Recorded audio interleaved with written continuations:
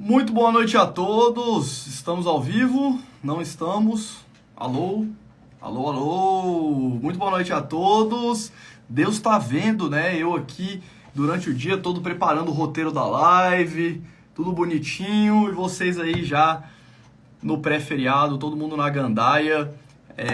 Bom, espero que na live de hoje a gente possa tirar vários proveitos aqui sobre investimentos por longo prazo, tá? Bom, já começando aqui direto ao ponto, tá? Porque a live hoje eu botei bastante informação, tô com medo dela ficar meio longa, então vou tentar deixar ela com 1 hora. Deixa eu pegar meu controle aqui, ó, já dar o start aqui no meu relógio, que fica aqui atrás. E bom, pessoal, ó quem tá aqui com a gente hoje, na live. Fala, galera. Olha ele. Dom. Boa noite, pessoal.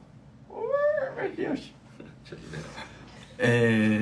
Boa noite. Então, pessoal, se você chegou aqui de paraquedas, seja muito bem-vindo.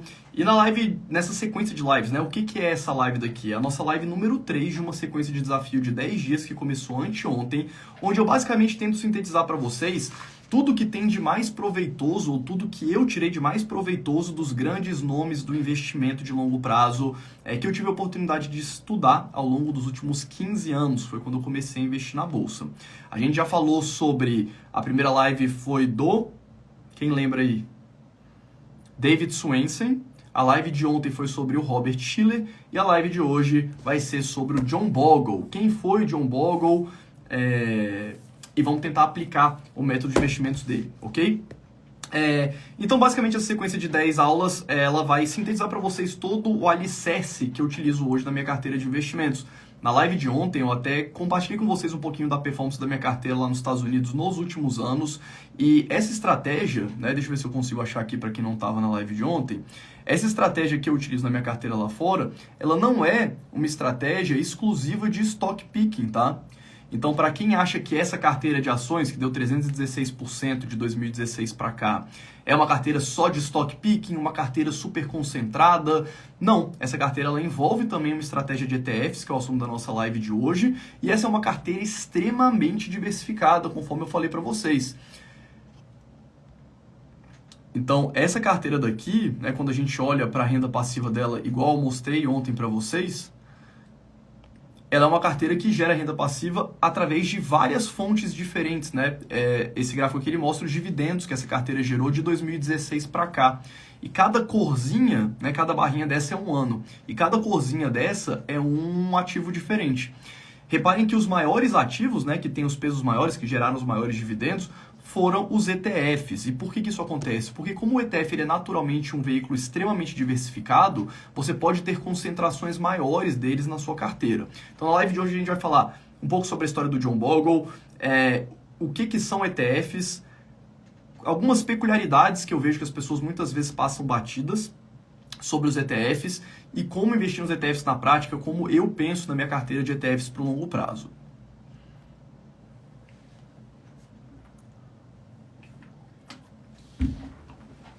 Então, qual que é a frase do John Bogle que a gente inspirou aqui essa live? Invista em um portfólio diversificado de baixo custo e fique com ele, ignorando os ruídos de mercado. Tá, Fábio, mas você já falou sobre diversificação na primeira live, você já falou sobre como a gente não consegue prever o futuro, mas a gente consegue se preparar para qualquer adversidade na live número 2. O que essa live aqui tem de diferente? Essa live aqui ela tem uma abordagem de alocação passiva de patrimônio.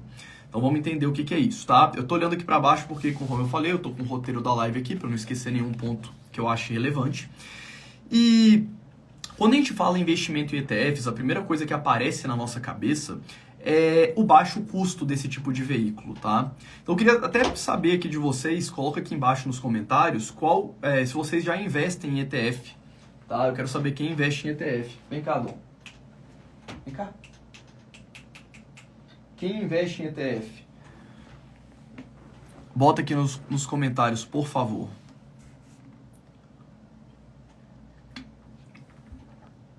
Você investe, você não investe? Existem algumas crenças limitantes, né, sobre ETFs. Então vamos entender um pouquinho melhor. O André falou que sim, o Gui falou que não, ainda não. O Jackson falou que sim. Job está perguntando o que é ETF. Henrique falou que já investe. Janas Castor falou que já. Então, vamos embora aqui. Como é que essa live vai ser estruturada? Tá? A gente tem o nosso primeiro tópico que a gente vai começar agora, que é a breve história do John Bogle. A gente vai passar sobre o que é um ETF, o objetivo do ETF, entender qual que é dentro de uma carteira de longo prazo, entender sobre renda passiva e ETF, como que uma carteira diversificada oscila e como que os proventos dessa carteira oscilam ao longo do tempo, a importância do baixo custo, que tem tudo a ver com ETF, e falar um pouquinho sobre stock picking também no final, que é uma abordagem diferente dos ETFs. Meu Deus, olha onde é que o gato tá. Tá em cima dos bonecos do Cavaleiro do Zodíaco.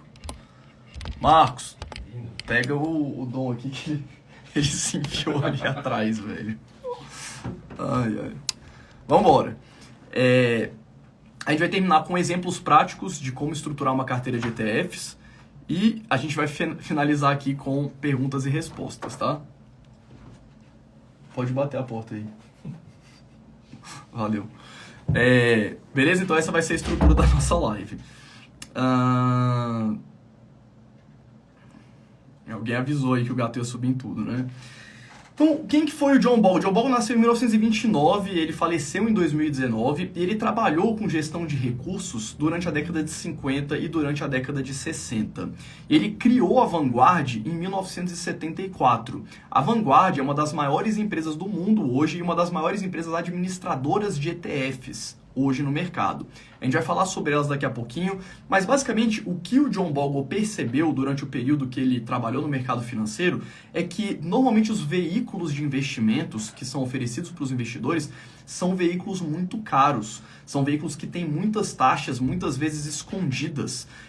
E isso faz com que a performance da maioria desses veículos ela seja insatisfatória para o investidor no longo prazo. Já parou para pensar como é curioso, quando a gente olha para a Bolsa de Valores aqui no Brasil, por exemplo, até mesmo lá nos Estados Unidos, por que o setor financeiro ele é tão grande? Por que tem uma representatividade tão grande? Quando a gente pega o setor financeiro na Bolsa aqui do Brasil, é 1/3 da Bolsa de Valores, né? Obviamente que aqui a gente está falando de bancos e outras instituições financeiras, mas as corretoras e as outras empresas do setor financeiro também estão ali dentro, principalmente no mercado americano, que a gente tem várias delas listadas. E isso faz a gente pensar e a gente refletir, principalmente quando a gente está falando de estruturação de carteiras por longo prazo, de investir no mercado financeiro por longo prazo, que isso pode acabar sendo de alguma forma danoso para o investidor, porque afinal de contas, o que está gerando lucro para essas empresas são os clientes e os clientes são os investidores, né, de longo prazo. Então, só para lembrar um pouquinho, tá, pessoal? Década de 50, eu nasci em 1991. Na década de 50, tenta voltar um pouco no tempo, né, para ver como é que era a realidade naquela época. Até para trazer aqui, ó. As ações eram negociadas dessa forma. Quando você comprava, isso aqui é uma ação da Vale do Rio Doce. Então, isso daqui são portador, ações preferenciais no metal, São 5 ações preferenciais da Vale, isso daqui. E esses cupons aqui, ó, são os dividendos. A empresa ia pagando dividendo, você retirava o dividendo e ia lá e trocava por dinheiro, né? Então, assim, a gente não tinha muita tecnologia e pelo fato de não ter tanta tecnologia assim, a gente não tinha um entendimento tão claro do mercado. Na década de 50, tinha um pesquisador, chamava Paul Samuelson, que ele foi precursor na análise de dados. Porque o que acontecia naquela época, tá? Ali perto da década de 50? Para vocês terem ideia, a Bolsa de Valores dos Estados Unidos começou em 1800, tá? E a gente está falando de 1950, ou seja, 150 anos depois que a Bolsa ela começou lá nos Estados Unidos. O mercado e as pessoas não sabiam se a Bolsa de Valores tinha uma tendência de longo prazo ou se apenas algumas ações tinham essa possibilidade de valorização. Ou seja, naquela época não se sabia muito bem se você montar uma carteira diversificada, por exemplo, ao extremo, se eu tiver todas as ações do mercado, será que essa carteira vai ter um retorno positivo? Será que essa carteira vai ter um retorno negativo? Ou será que essa carteira vai ter um retorno neutro, lateralizado? Porque algumas empresas vão valorizar, outras vão se desvalorizar, pode ser que o retorno esperado seja zero, né? Então a gente não sabia sobre isso. Na década de 50, o Paul Samuelson, que é um dos maiores pesquisadores também da parte de eficiência do mercado, que é um assunto que a gente vai tratar daqui 2 lives, tá? Mas o que ele percebeu através dos papers que ele publicou na época? Que sim, se você tiver uma carteira totalmente diversificada, se você tiver todo o mercado, essa carteira tem uma expectativa de retorno positivo no longo prazo. E isso foi sendo descoberto ao longo da década de 50, com a contribuição de vários outros pesquisadores, e na década de 70, com o John Bogle, que era muito próximo do Paul Samuelson e dos trabalhos do Paul Samuelson, ele decidiu criar a Vanguard. Bom, eu vou criar um veículo, esse veículo vai simplesmente replicar o mercado. Dessa forma, o investidor ele vai ter uma garantia de retorno positivo no longo prazo, e esse veículo ele não vai dar muito trabalho. Você simplesmente o veículo vai comprar todas as ações do mercado.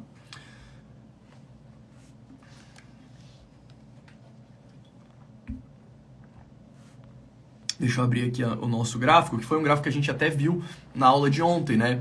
Então, reparem, 1950 tá aqui pro finalzinho do gráfico, tá? Então, nessa época, o John Bogle ele revolucionou a indústria, criando a Vanguard e o primeiro fundo de índice que foi o Vanguard 500 Index Fund, que comprava as 500 maiores empresas da bolsa e simplesmente fazia isso com uma gestão totalmente passiva.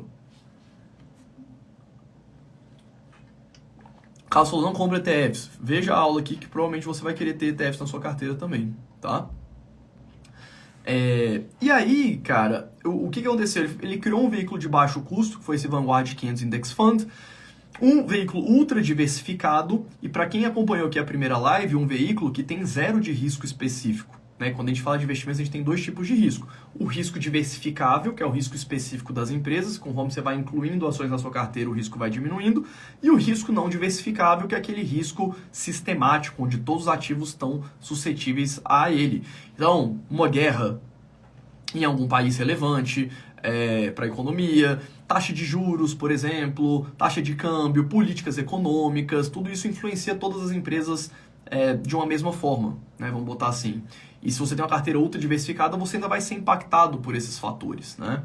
Mas, em relação ao risco específico de cada empresa, você não tem mais, porque você tem praticamente todas as empresas que estão negociadas na bolsa.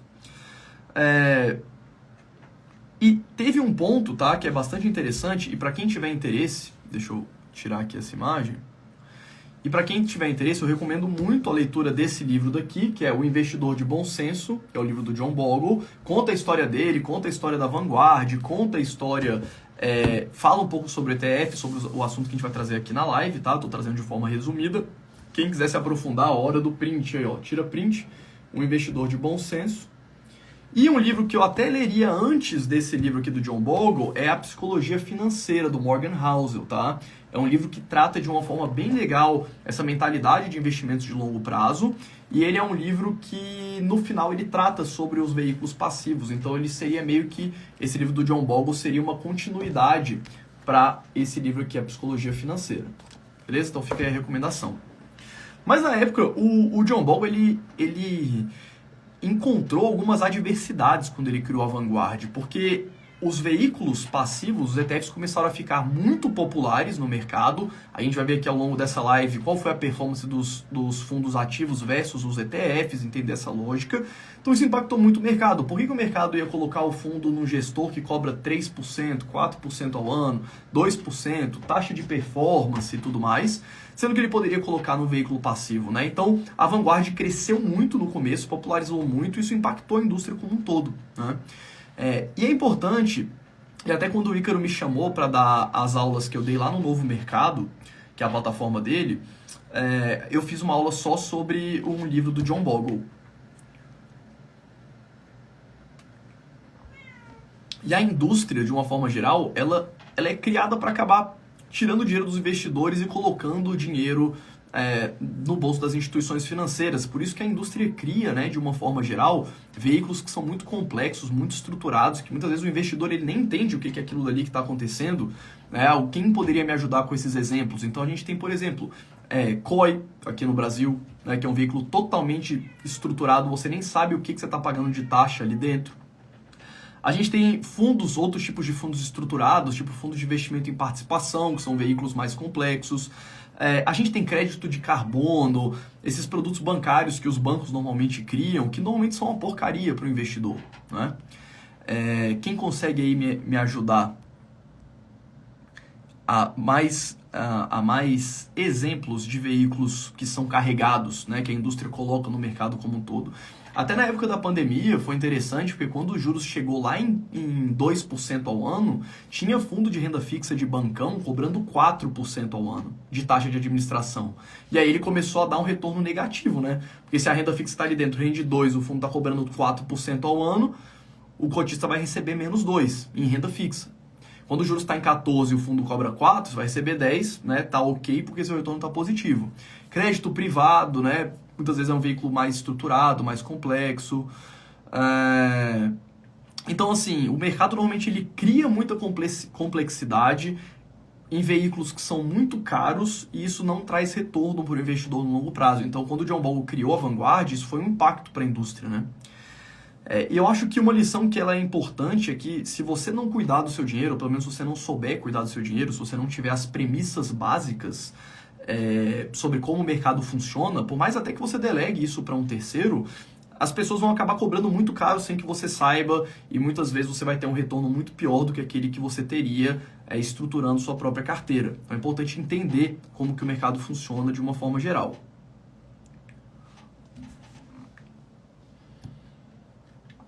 Então, os princípios que o John Bogle criou na Vanguard foram 3, tá? O primeiro, transparência. Segundo, gestão baseada em interesse dos investidores. E a maximização dos retornos no longo prazo. Então, terminando a nossa primeira parte aqui da live, a gente vai chegar agora no que é um ETF, né? Fábio, eu não sei o que é um ETF, eu caí aqui, ó, previdência, consórcio, fundo que cobra 2% mais 20% de performance. A galera tá colocando os exemplos aqui, né? Título de capitalização, que é quase um bingo, né? Oficializado. COI, enfim. E o que é um ETF? Tá? ETF é a abreviação para Exchange Traded Fund, que nada mais é, né? Exchange é bolsa de valores, traded é negociável e fund é um fundo. Então ele é um fundo negociado em bolsa de valores. Esse tipo de fundo ele tem uma característica que a gente chama de close-ended fund, ou seja, ele é um fundo fechado. Seu fundo de renda fixa que tem lá na prateleira do seu banco ou da sua corretora, um fundo de ações que tem ali no seu banco ou na sua corretora, ele é um fundo aberto. O que isso quer dizer? Que toda vez que você investe dinheiro, o seu dinheiro está entrando no fundo, toda vez que você resgata o dinheiro está saindo do fundo. Você está botando dinheiro no fundo e tirando, botando dinheiro no fundo e tirando. Os fundos fechados, como por exemplo os ETFs, eles são negociados em bolsa. Então, quando você está comprando uma cota dele, você não está colocando dinheiro dentro do ETF, você está comprando de alguém que está vendendo, certo? Então, é uma característica importante você saber.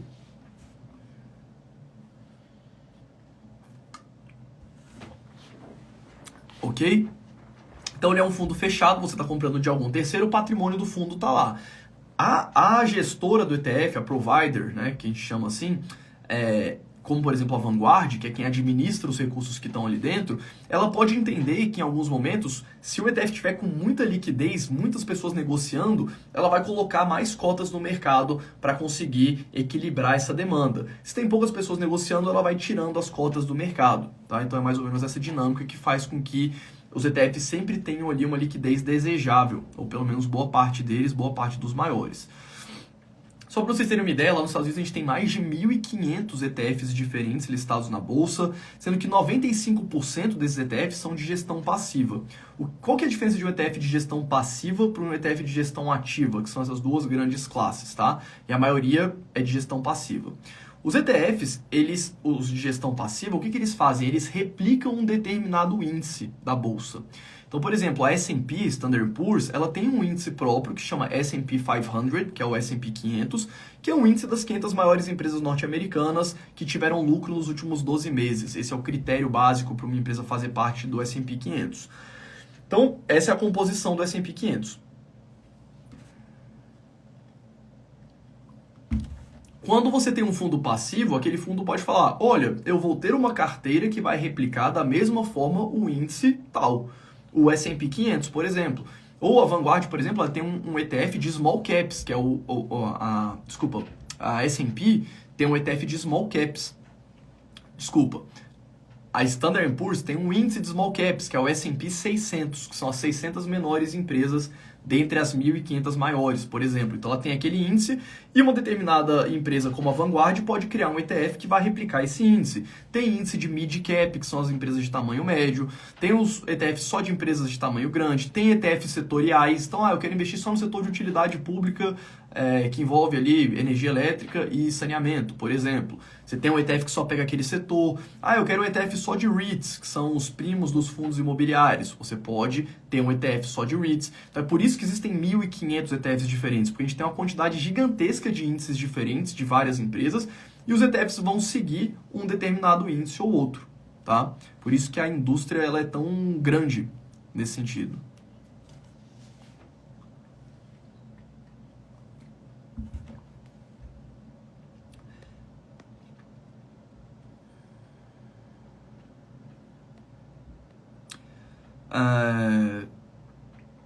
Então, o ETF ele é um fundo que vai investir em uma cesta de ações que é predeterminado por uma determinada empresa. A galera tá perguntando, que isso, né? O pessoal tá animado aí pro feriado.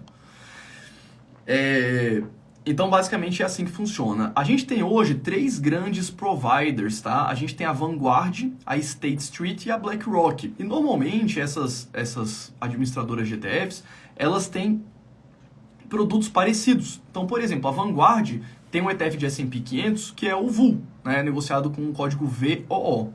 Enquanto a State Street tem o SPY, que é um ETF também de S&P 500.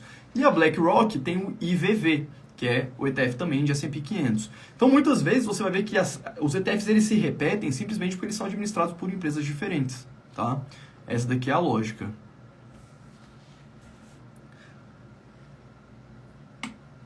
E até uma curiosidade aqui, não sei se vocês já viram aqui nos Reels, no TikTok, já apareceu algumas vezes pra mim, teoria da conspiração. Fala assim, essas duas empresas são as empresas que controlam todas as empresas do mundo.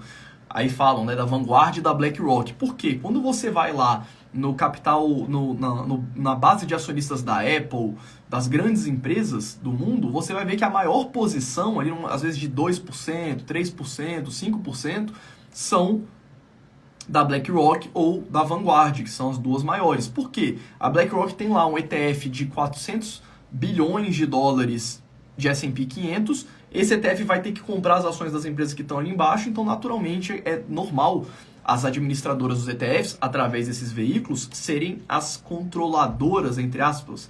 Porque, na verdade, quando essas empresas compram participação nas empresas que elas investem, né? Então vamos lá, você tem a Vanguard, que tem um produto que é o VUL, onde os donos são os investidores, tá? Os investidores que têm cotas do VUL. A Vanguard ela não é dona, ela é administradora desse veículo. O veículo paga uma taxa de administração muito baixinha, no caso do VUL é de 0,04% ao ano, e esse veículo compra as empresas ali do índice.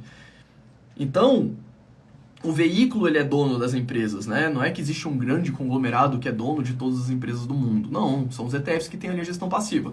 Inclusive, se você for ver na bolsa aqui do Brasil, é comum as empresas soltarem fato relevante quando os ETFs começam a ter posição grande na empresa. Mas o que é praxe de mercado são as administradoras dos ETFs comunicarem, olha, a gente não quer interferir na gestão da empresa, a gente quer uma alocação passiva sobre esse ativo, né? Só querem ter uma participação ali para participar do índice.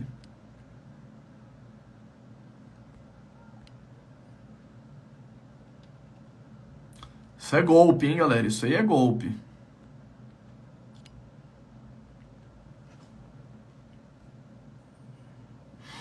Beleza?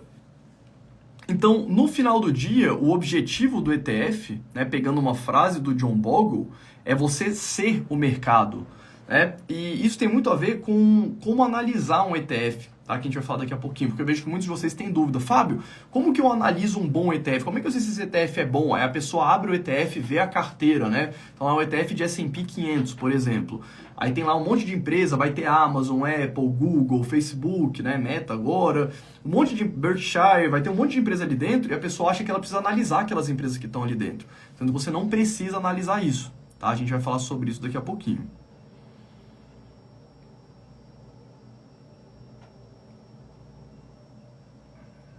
Deixa eu só ver aqui no meu roteiro que eu passei aqui um pouco, peraí.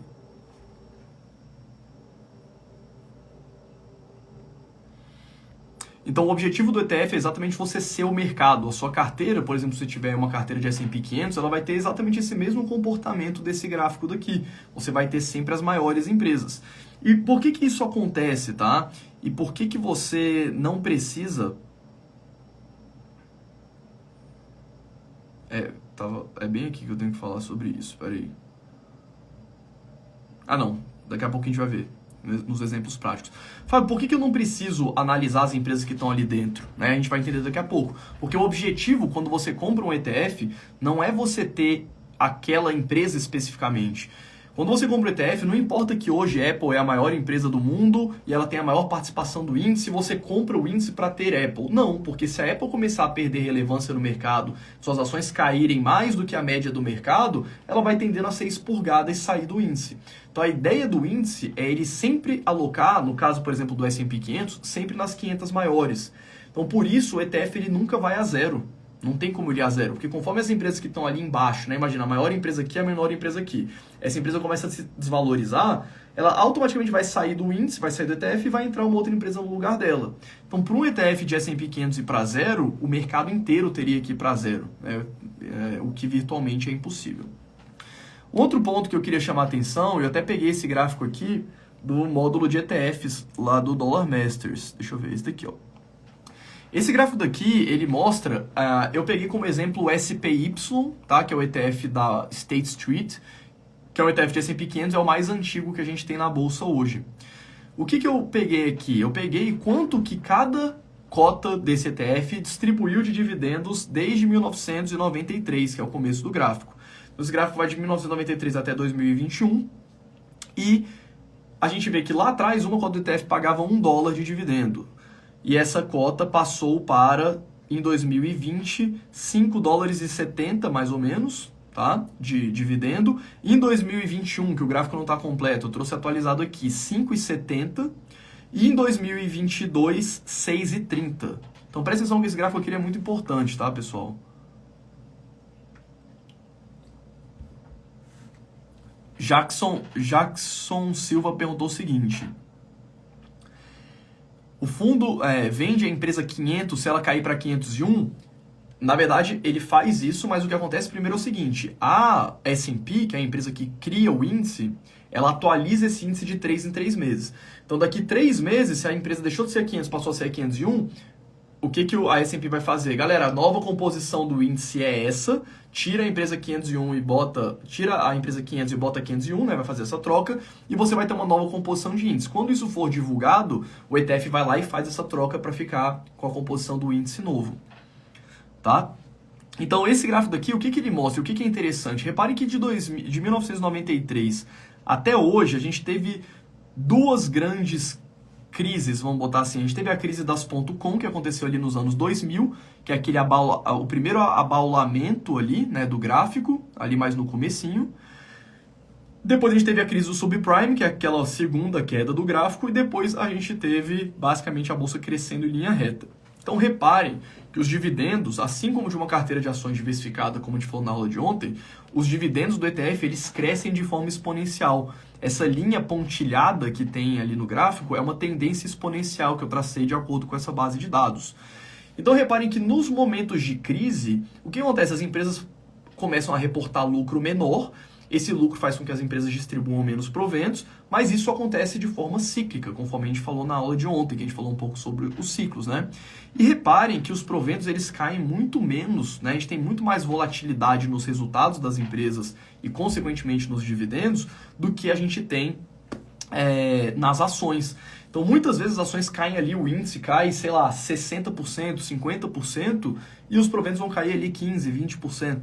Né? E depois vão tender a se recuperar ali no longo prazo. Então, é importante entender que a volatilidade dos resultados das empresas costuma ser menor do que a volatilidade das próprias ações e, consequentemente, da renda passiva.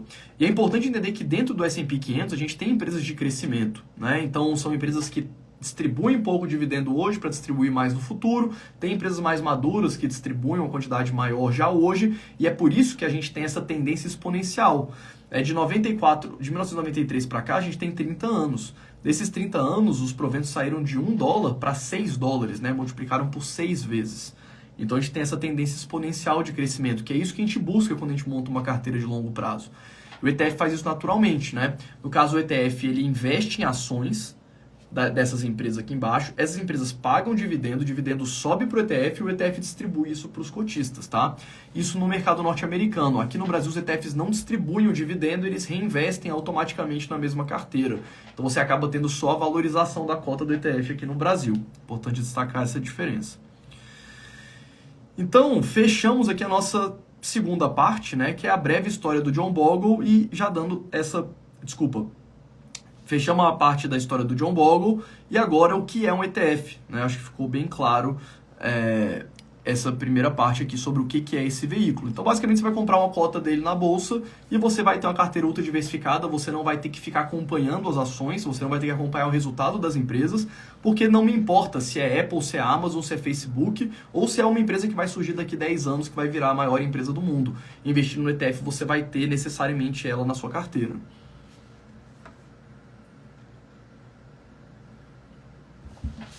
Qual o percentual dos ETFs do seu portfólio? Cara, na parte de ações norte-americanas, hoje deve estar em uns 40%, tá? 40% ETF e 60% ações diretamente. Porque a desvantagem que a gente tem do ETF é que você não consegue ter uma carteira tão personalizada assim, né? Você vai ter a carteira de mercado. Se você quiser ter uma carteira com mais risco, você não consegue, né? Enquanto no stock picking você consegue. Se você quiser ter uma carteira com menos risco que o índice, você consegue, né? Então, o ETF ele te deixa um pouco mais engessado. Eu gosto de fazer uma analogia como se fosse o seguinte: o ETF é quando você vai comprar um terno e o stock picking é quando você ajusta esse terno, né, para você. Seria mais ou menos isso. Eu vou bater de novo na tecla, que é o nosso terceiro tópico aqui da live. Então a gente teve a introdução, falamos sobre o John Bogle, falamos sobre o que são os ETFs e agora a gente vai para a parte da importância do baixo custo, porque isso aqui ele muitas vezes é despercebido, tá? É importante entender. Vou trazer um gráfico aqui. Para quem sabe, né, para quem não conhece a história da Berkshire, a gente vai falar sobre ela lá na nossa última live, que vai ser na quarta-feira, que é a história da empresa, que hoje é a empresa do Warren Buffett. Ele comprou a empresa lá na década de 60 e transformou ela em uma grande holding ao longo de todas essas décadas, tendo um retorno médio de 20% ao ano contra 9% ao ano do S&P 500, né? Só para vocês terem uma ideia, quando o Buffett comprou a Berkshire dos controladores antigos, ela era uma fábrica de tear, né? Eles faziam tecido. E até no livro dele, tem um livro que chama Snowball. Eu não terminei o livro porque ele é uma chulapa desse tamanho e quando estava faltando um texto para eu terminar, eu esqueci o livro no aeroporto. Eu fui no banheiro, na hora de usar o mictório, eu botei o livro aqui em cima e fui embora, deixei o livro lá. Mas ele é um livro bem legal, tá? Conta a história do Buffett, a biografia dele é bem interessante. E ele acabou brigando com... Ele nem ia ter ações da Berkshire, mas os controladores iam fechar a capital da Berkshire. Só que na hora que eles fizeram a proposta, foi num valor diferente do que o Buffett tinha combinado com eles. O Buffett falou, quer saber, agora eu que vou comprar parte deles. E aí acabou virando dono, era uma fábrica de tear. E essa fábrica de tear era horrível, então ele teve que demitir muita gente, fazer um turnaround, a empresa começou a dar dinheiro, ele começou a comprar outras empresas a partir dessa fábrica de tear e virou a Berkshire. Um ponto interessante, a Berkshire nunca pagou dividendo durante toda a história dele, né? Ele sempre reteve os dividendos das investidas para ir comprando outras empresas. Isso fez, só para vocês terem uma ideia, quando o Buffett comprou as ações dos controladores, ele pagou $14,86 por ação. Isso em 1965. Hoje, se você procurar aí no Google BRK.A, eles têm duas classes de ações, tá? Mas a ação lá da época era classe A. Cada ação hoje vale, cada uma, $511.795. Cada ação. Ou seja, você comprou a ação por 14, ela nunca pagou dividendo e ela vale hoje $511 mil cada uma. Para você ter ideia da magnitude desse retorno, se o investidor tivesse colocado $1.000 nas ações da Berkshire lá em 1965, hoje você teria aproximadamente, tá, 34 milhões de dólares e 400. Então, um único investimento de $1.000 hoje seria 34 mil dólares e meio, mais ou menos.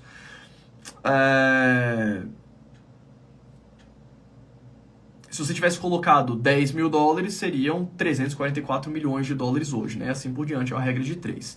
Então, foi uma valorização muito expressiva, essa de 20% ao ano, tá? É exatamente por isso que o pessoal fala que quando você saber se é uma pirâmide ou não, é só você ver se tende a dar mais de 20% ao ano ou não, porque o maior investidor de todos os tempos, que é o Buffett, conseguiu 20% ao ano em dólar, como é que a pirâmide do seu Zezinho vai dar lá 20% ao dia, né? Então o pessoal usa muito isso como referência. Só que, Fábio, por que você está falando isso? O que isso tem a ver com os custos, né? A importância de investir em veículos com estruturas de custo baixo. Porque o Buffett, ele criou uma holding dentro da Berkshire. E essa holding, para quem já viu o documentário dele, inclusive eu recomendo, ele tá lá no YouTube, né? É da HBO, mas está disponível no YouTube. Procura lá, Becoming Warren Buffett, se tornando Warren Buffett. Ele sempre deixou a estrutura da empresa muito, muito enxuta, com praticamente nenhum custo. Até hoje a Berkshire tem pouquíssimos funcionários na holding. Ele sempre teve essa estrutura de baixo custo. Então reparem, $1.000 teriam virado 34 milhões e meio hoje, tá? Só que esse gráfico aqui, ele mostra quanto que o investidor teria tido de retorno se a Berkshire fosse um hedge fund. O que é um hedge fund? É um fundo que cobra, em média, tá? 2% ao ano e 20% de performance sobre os rendimentos. Até 2007, né, o que esse gráfico aqui mostra? Ele mostra em vários períodos diferentes, então até 1965, que seriam ali os primeiros anos, 1970, a segunda barrinha, 1980, 90, 2000, 2010, 2017. A gente tem em azul quanto que o investidor teria tido de ganho e de vermelho quanto que ele teria pagado de taxa sobre o patrimônio final dele. Então reparem que se a Berkshire fosse um hedge fund que cobrasse 2% ao ano, 20% de performance, em vez daqueles $1.000 terem virado 34 milhões e meio, aqueles $1.000 teriam virado 2 milhões e 800. Obviamente ainda é um valor extremamente expressivo, mas reparem quanto que ficou de taxa. 91% do seu patrimônio no final ficou de taxa ao longo do período. Então é muito importante entender essa estrutura de taxas, né? Se você está investindo ali se você investiu nos últimos anos em veículos muito caros e tudo mais, não tem problema, mas esse efeito ele vai se agravando ao longo das décadas.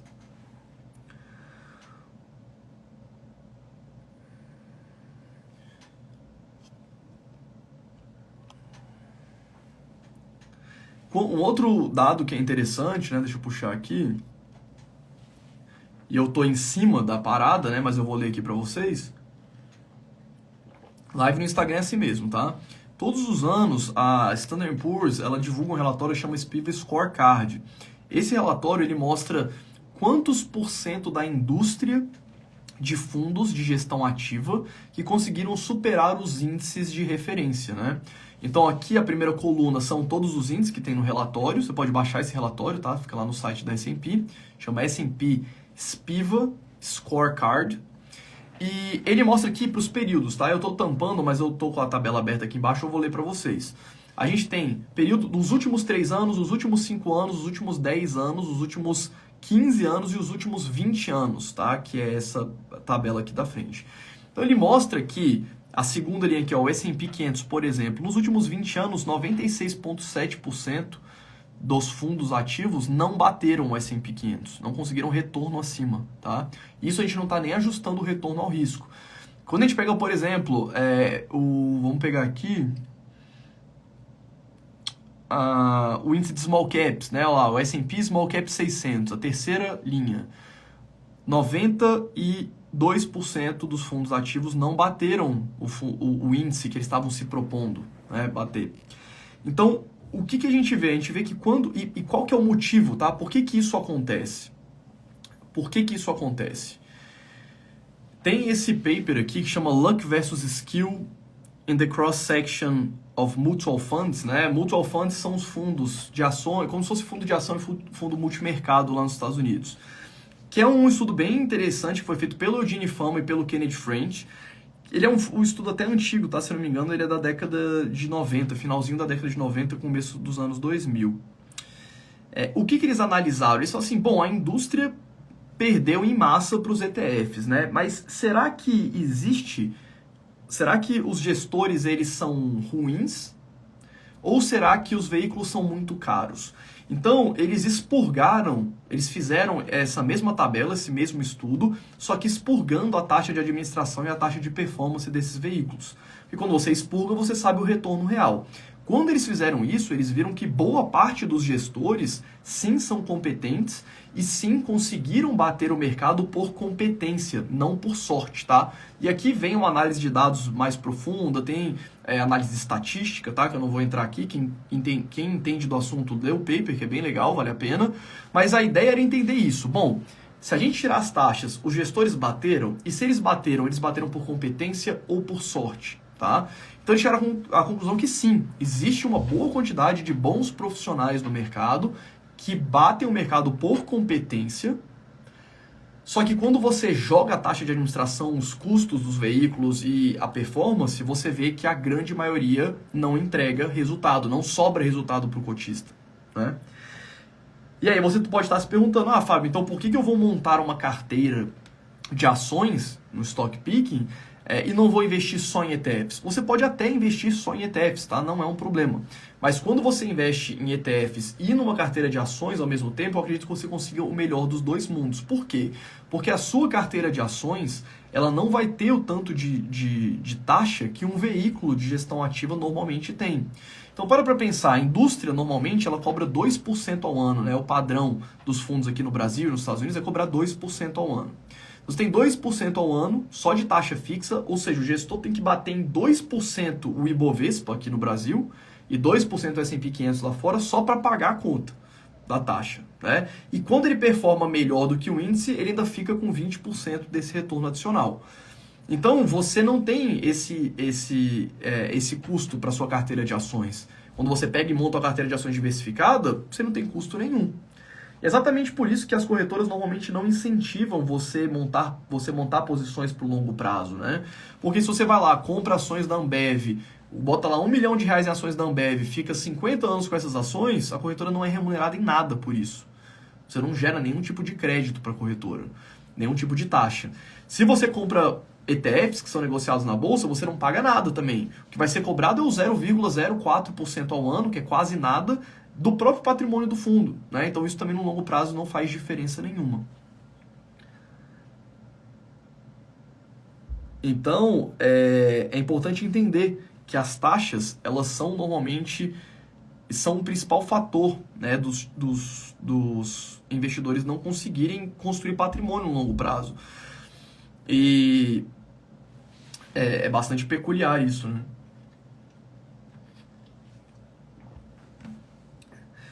Então, no caso, tá? Pra gente entrar aqui no nosso quinto tópico da live, que é ignorando o ruído de mercado, quando você tem uma carteira diversificada e uma carteira com ETFs, você passa a ignorar os ruídos de mercado. Porque o que você sabe? Olha, eu tenho todas as ações da bolsa, praticamente todas, e não me importa muito o que acontece com elas, desde que a economia e as empresas como um todo continuem crescendo. Eu não gosto de falar economia porque não existe tanta relação assim de crescimento de PIB com performance de bolsa, tá? Mas no longo prazo, as empresas tendem a ir tendo cada vez maiores lucros, isso gera uma valorização e um crescimento dos resultados, crescimento de dividendos, enfim. Então, uma carteira passiva de ETFs, além dela não te dar nenhum trabalho para você acompanhar, você simplesmente não precisa se importar com o que está acontecendo com as ações ali dentro. Então, notícia sensacionalista, pânico generalizado, normalmente é muito tranquilo para o investidor que tem ali ETFs. Tem um ponto também, né, que na parte de ETFs você tende a não ser tão impulsivo quanto na parte de ações, porque na parte de ações normalmente o investidor quer dar aquela grande tacada, quer tomar um grande risco, e no ETF você não consegue fazer isso, né? Você tem uma carteira ali totalmente genérica de mercado. Por isso que eu acho, né, eu até falo para as pessoas que para quem faz o buy and hold, para quem gosta de ter uma carteira diversificada, o ETF ele é quase como se fosse um seguro da sua carteira. Porque você vai ter uma parte da carteira em ETFs e uma parte da sua carteira de ações, e a parte de ETFs é a parte feijão com arroz, é a parte que não tem como dar errado, né? Nada vai dar errado ali dentro. A não ser que o país onde aquelas empresas estejam, ele quebre. Mas aí, por exemplo, se os Estados Unidos quebrar, acabou o capitalismo, né? Por exemplo, que é onde as empresas estão. Você pergunta que é bom, qual taxa mais ou menos você vê como aceitável em um ETF nos Estados Unidos? Cara, depende muito do ETF, tá? Se for um ETF de S&P 500 é 0,04%, não tem como ser menor do que isso. A gente tem alguns ETFs mais estruturados que vão cobrar um pouquinho mais, mas eu acho que qualquer coisa acima de 0,5%, que já é uma taxa teoricamente baixa, eu começo a achar meio ruim, tá? Então 0,5% ao ano seria ok. Repara que o IVVB11, eu tô com alergia aqui porque eu tenho alergia do Dom que tá aqui, eu tenho um pouco de alergia de gato. Mas reparem que o IVVB11, que é um ETF negociado na bolsa aqui do Brasil, que replica o S&P 500, o que o IVVB11 faz? Ele compra a cota do IVV lá fora. Então você paga a taxa de administração dele aqui no Brasil e ainda paga a taxa do IVV lá fora. E o IVVB11 aqui, se eu não me engano, hoje está em 0,54%, alguma coisa assim. Tem que dar uma olhadinha. Eu vou deixar um espaço aqui no final para tirar as dúvidas de vocês, tá, pessoal? Deixa eu só finalizar aqui. Então, basicamente, a carteira de ETFs é uma carteira que te dá tranquilidade. Você não precisa ter nenhum estresse e nenhum tipo de acompanhamento. Agora, investir em ETFs e estruturar uma carteira de ETFs não é você só comprar um ETF de S&P 500 e esquecer. Porque através dos ETFs você consegue, por exemplo, ter uma exposição global. Então, existem ETFs específicos só de países desenvolvidos fora dos Estados Unidos. Tem ETFs só de países emergentes. A gente tem ETFs de empresas que possuem características interessantes. Então, por exemplo, a gente tem o NOBL, que é um ETF que só pega as empresas que aumentam a distribuição de dividendos consecutivamente por pelo menos 25 anos. A gente tem ETFs que são focados só em empresas com fator qualidade. A gente tem ETFs que são focados só em empresas de valor. Então, a gente consegue montar uma boa carteira de ETFs com mais ou menos ali uns 5, 6, 8 ETFs. Você consegue ter uma carteira bem legal e é uma carteira que literalmente você vai abrir o home broker, investir nela e fechar e só se preocupar no mês que vem, quando você mandar mais dinheiro para você investir de novo, né? Você otimiza muito o acompanhamento da sua carteira. Então, exemplos práticos, vamos para o nosso sexto ponto e último aqui da live, exemplos práticos de portfólios diversificados de baixo custo. E a estruturação de um portfólio de ETF, de novo, ela tem que estar de acordo com seus objetivos pessoais e com seu perfil de risco. Então, uma carteira, mesmo sendo uma carteira ampla... Eita, meu Deus! Esbarrei aqui, começou a tocar música. Então, mesmo sendo uma carteira ampla, você ainda consegue calibrar ela exatamente para o tanto de risco que você deseja ter. É importante entender que varia também de pessoa para pessoa. Não dá para todo mundo ter a mesma carteira de ETFs. Mas a gente consegue seguir algumas diretrizes gerais, tá? Então, como analisar um ETF? Primeiro ponto. Não há análise de empresa individualmente, conforme eu falei para vocês. Não é para você abrir o ETF e ver o que tem lá dentro, porque o que tem lá dentro é só consequência do que o índice tem naquele momento. Então, o que você tem que entender é qual que é o índice que esse ETF acompanha e por que eu desejo ter esse índice. Normalmente, a estratégia passiva do John Bogle é você ter uma carteira totalmente diversificada, se possível, até ter uma carteira que tenha todas as ações do mercado. Então, esquece as ações individualmente, entende qual que é o índice que aquele ETF investe, por que você deveria ter esse índice na sua carteira.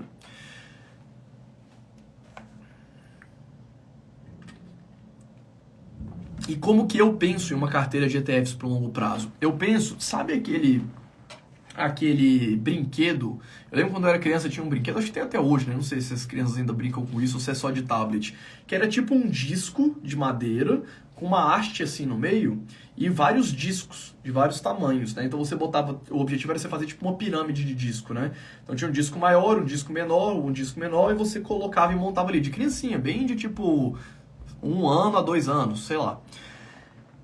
Eu gosto de pensar como se minha carteira de ETFs fosse essa pirâmide de disco, porque eu quero ter um ETF amplo que pegue todo o mercado e depois, por mais que eu já tenha todo o mercado, eu quero pegar outros ETFs específicos que me deem as empresas que tenham características que sejam interessantes para o longo prazo ou características que sejam alinhadas com o meu perfil de risco, com meus objetivos.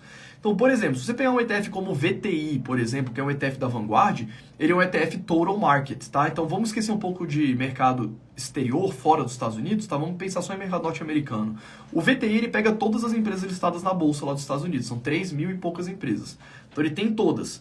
Só que eu não quero ter só esse ETF que tem todas as ações. Eu quero dar pesos para algumas empresas que, para mim, Fábio, sejam mais relevantes.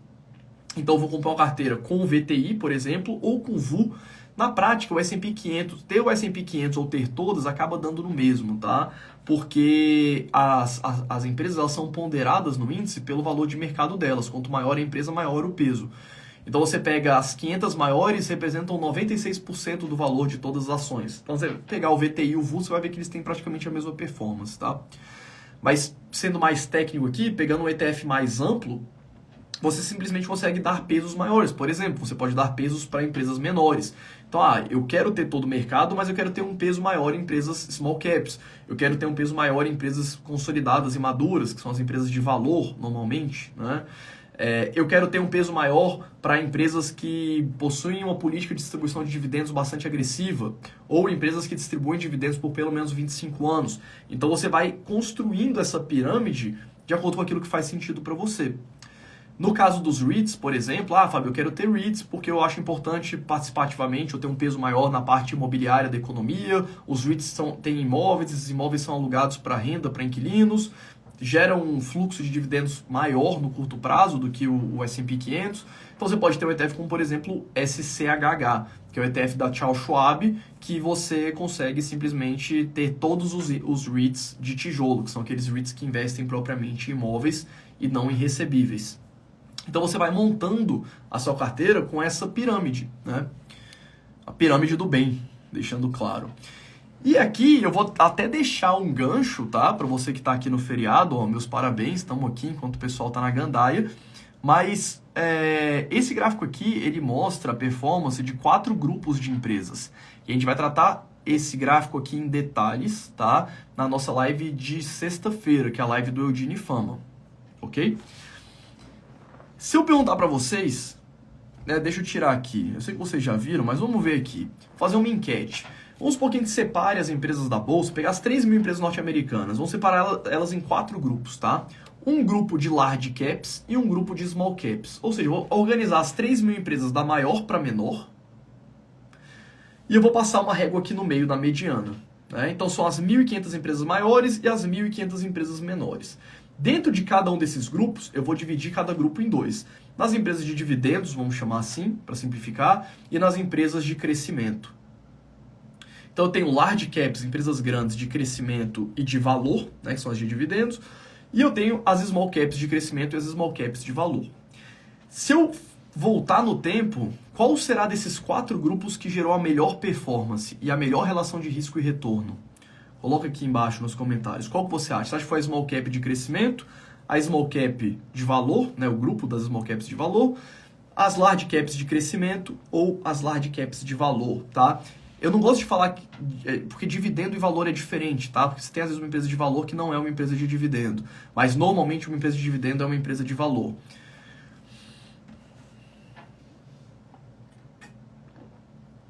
O pessoal colocou small cap de valor, small cap de valor, small cap de valor, small cap de crescimento, small cap de valor.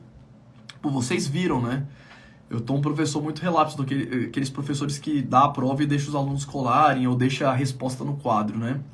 Mas é muito comum e isso é contraintuitivo, tá? Por isso que a gente vai tratar sobre isso na live de sexta-feira.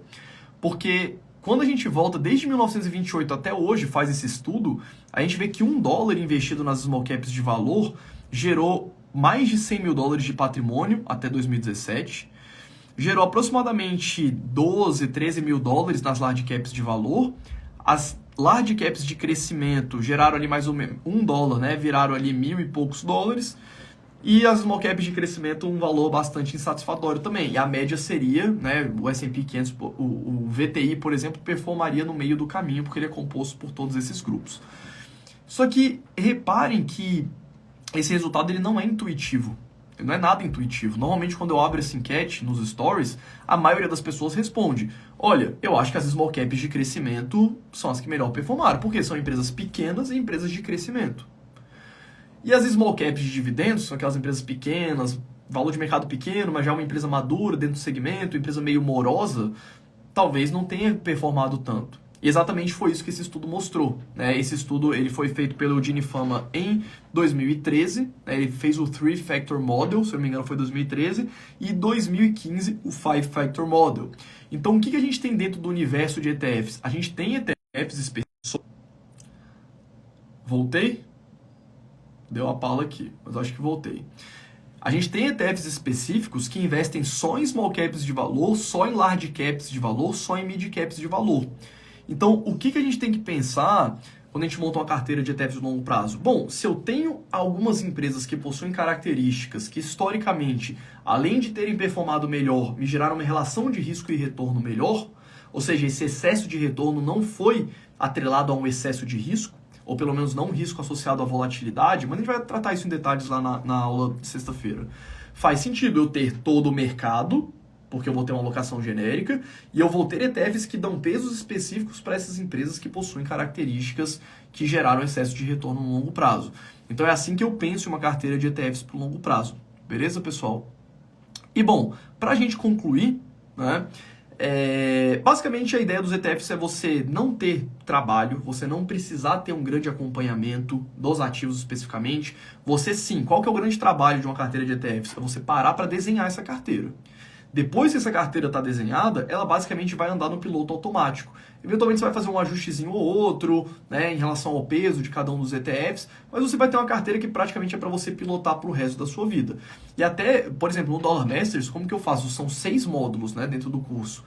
Toda a parte de fundamentos, a gente tem toda a parte de mão na massa, a gente tem a parte de definição de perfil de risco e construção de portfólio, né? Eu estou falando isso porque é um mapa, né, para vocês seguindo. Então, definição de risco, perfil pessoal e objetivos pessoais.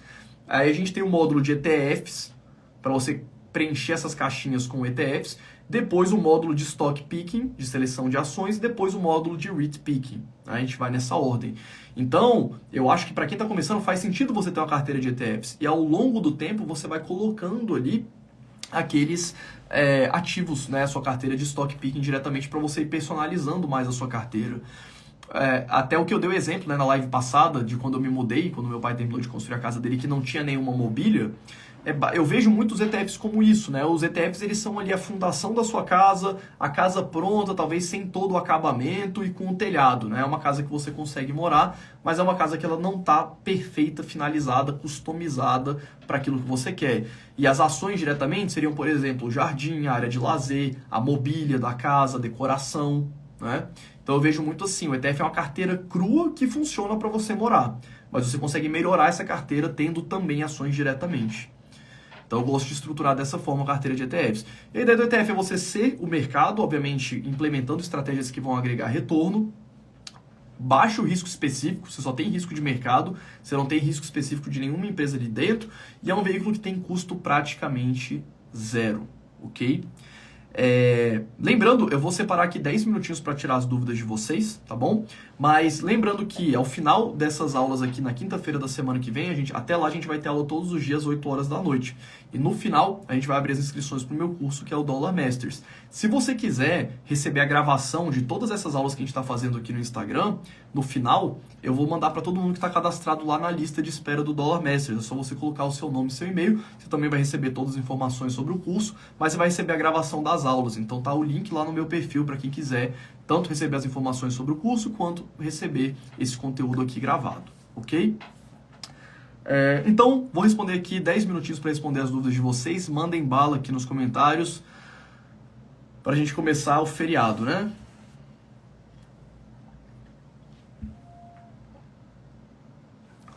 O curso terá carteira recomendada? Na parte de ETF, sim, tá? A gente tem uma carteira recomendada de ETF.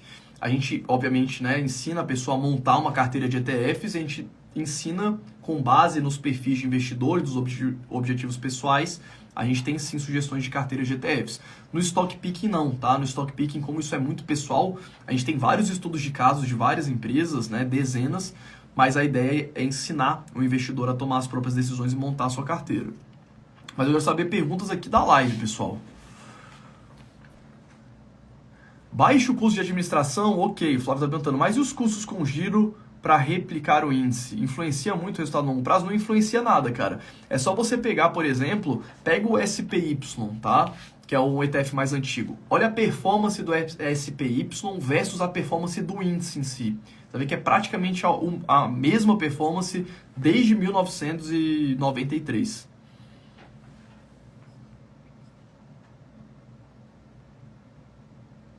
ETF no Brasil vale a pena? Cara, eu não gosto porque os ETFs não distribuem os dividendos, né, aqui no Brasil. Então você tem que vender a cota do ETF no futuro para usar o capital. Então se eu tiver um período de queda da bolsa, você vai ter que vender suas cotas em queda para você usar o dinheiro, né? Esse é o primeiro ponto. Você vai ter que pagar um imposto do ganho de capital de 15% sobre tudo que você vendeu lá no futuro. E além disso, os ETFs aqui no Brasil, normalmente, a ideia de investir no exterior é você ter parte do seu patrimônio lá fora, né? Os ETFs ainda estão aqui no Brasil, se você comprar na bolsa aqui do Brasil. Por mais que seja um ETF de S&P 500, o seu dinheiro ainda está no Brasil. Sem contar que a gente tem os ETFs aqui são mais caros, você vai ver que os ETFs giram entre 0,5% e quase 1% de taxa de administração, enquanto lá nos Estados Unidos é quase zero. O índice da nossa bolsa brasileira é um índice ruim, o Ibovespa, né, se eu for parar para pensar. Então, assim, eu não gosto de ETFs aqui no Brasil, não. Se a gestora do ETF quebrar, o que ocorre? Cara, é muito difícil isso acontecer, mas é a mesma coisa que a gestora de qualquer fundo quebrar. Quem é dono do fundo não é a gestora, a administradora, né, nesse caso. São os cotistas, é quem tem dinheiro ali no fundo. Então, se essa empresa quebrar, simplesmente vai entrar uma outra empresa para fazer a administração. Vai chamar uma assembleia, vai eleger, vamos supor, a Vanguard quebrou. Provavelmente a BlackRock vai assumir, vai chamar uma assembleia, vai ver quem que vai administrar aquele ETF. E é isso.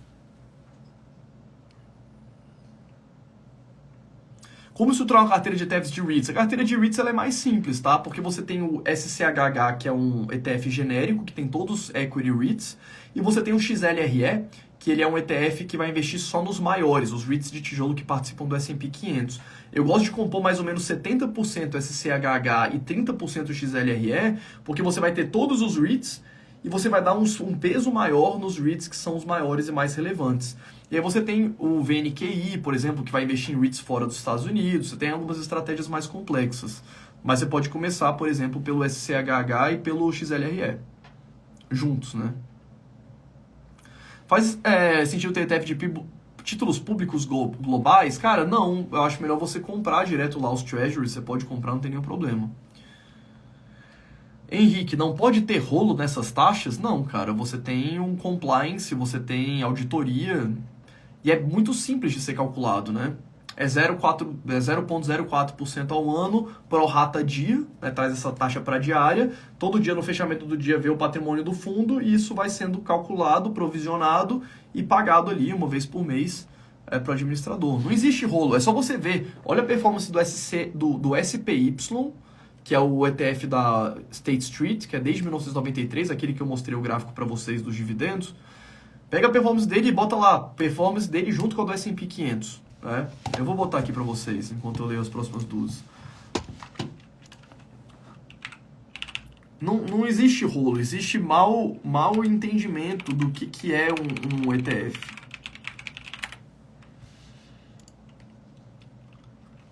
O pessoal está perguntando se o SCHH paga dividendo. Por lei, todo ETF nos Estados Unidos, ele paga dividendo, ele é obrigado a pagar, eles pagam de 3 em 3 meses, tá? Eles acumulam ali 3 meses e pagam, como se fossem os dividendos do trimestre.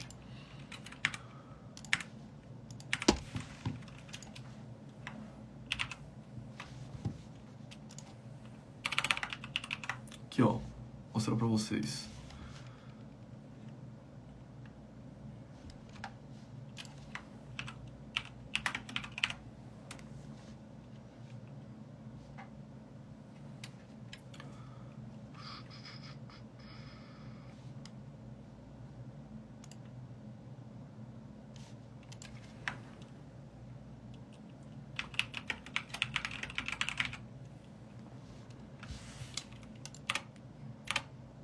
Tá, eu não vou conseguir agora porque tem uma parada, né?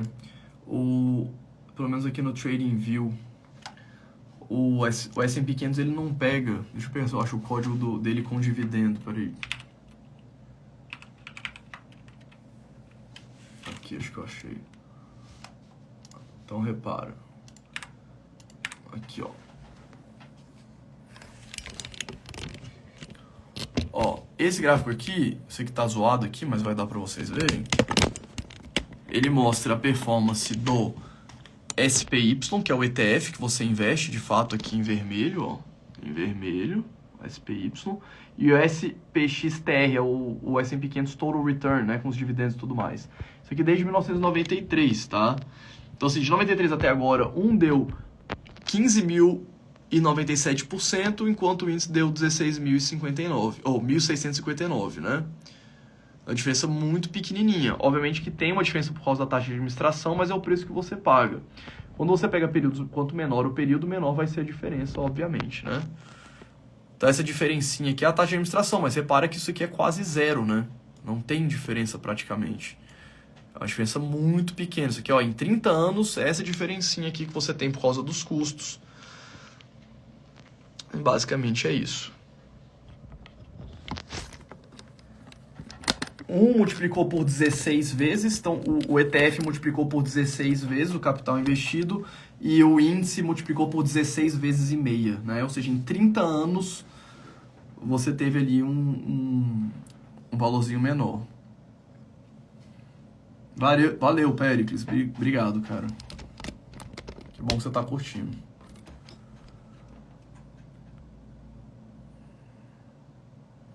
Quais são os ETFs que pagam dividendo crescente ano após ano? Cara, depende muito do índice, porque se você pega um ETF que é focado só em empresa de dividendo, você vai ver que proporcionalmente você vai ter um dividendo muito maior hoje, um dividend yield maior. Mas você vai ver que esse dividendo não vai crescer tanto. Se você pega o S&P 500, que tem tanto empresa de crescimento quanto empresa de dividendos, você vai ver que proporcionalmente hoje você recebe menos.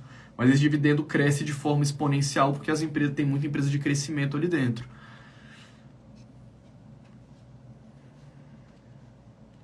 O pessoal perguntou aqui, faz sentido qual IJS, VBR, NOBL, AVUV, VTV na mesma carteira para replicar o 5 Factor Model? Cara, quem está replicando o 5 Factor Model, que é o que a gente vai falar na live de sexta-feira, é o AVUV, tá? Os outros não. Os outros, VTV é Large Cap de valor, NOBL é Dividend Aristocrat, VBR é Mid Cap de valor, IJS é Small Cap de valor, e qual é o fator qualidade. Mas não tem problema essa carteira, só está faltando nessa carteira aqui um ETF amplo, né? Tipo VU ou VTI. Você não está com o principal, né?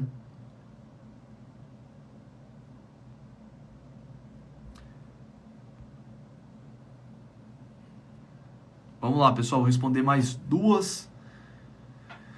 Tem ETF que replica a fórmula mágica, né? Fórmula mágica, eu acho que você está falando do Joe Greenblatt. Então, essa fórmula mágica do Joe Greenblatt, eu pessoalmente não gosto, tá? Porque ela é uma fórmula mágica feita sem método científico, sem validação científica, né? Ele pegou uma base de dados, fez um estudo ali e beleza. O 5 Factor Model, né, do Eugene Fama, ele é uma fórmula mágica, entre aspas, mas com um embasamento muito maior, tá? Que são os ETFs que investem em small caps de valor, que é o 3 Factor Model, ou small caps de valor, lucrativas e que investem de forma conservadora, né? Que seria o 5 Factor Model, que a gente vai falar na live de sexta-feira. Mas sim, a gente tem ETFs que fazem isso.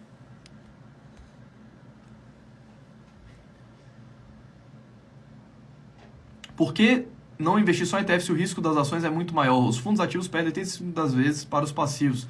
Acho que nós meros mortais vão ganhar? Acho que você não assistiu a live, doutor Orlando. Você não assistiu a live porque a gente falou sobre isso, tá?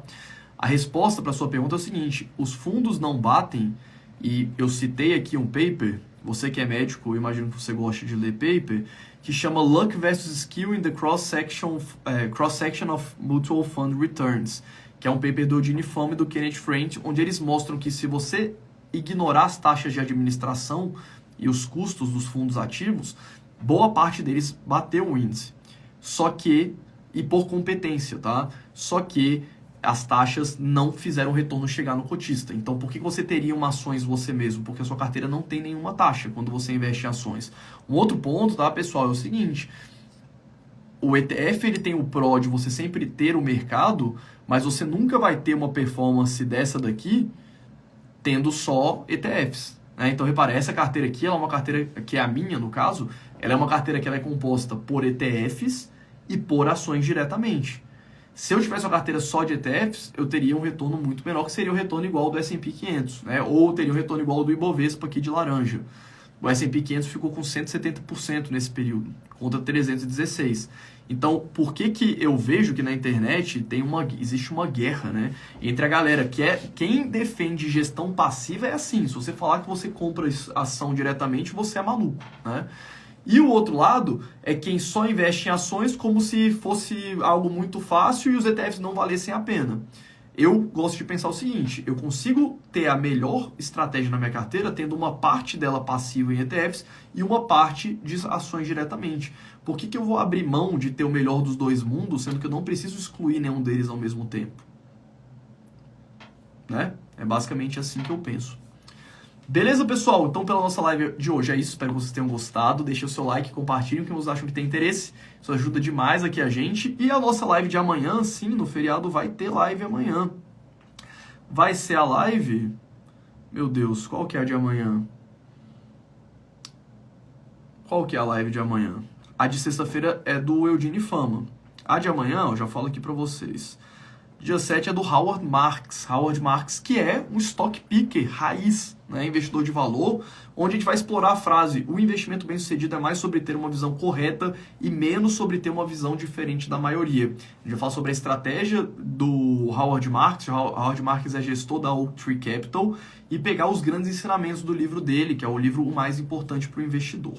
Ok? Então, pela nossa live de hoje é isso. Estou esperando amanhã vocês às 8 horas da noite. Vai ter a galera doidona aqui no chat, vai ter a galera de ressaca, não importa. Estamos aqui amanhã, 8 horas da noite. Um abraço e um bom feriado para vocês.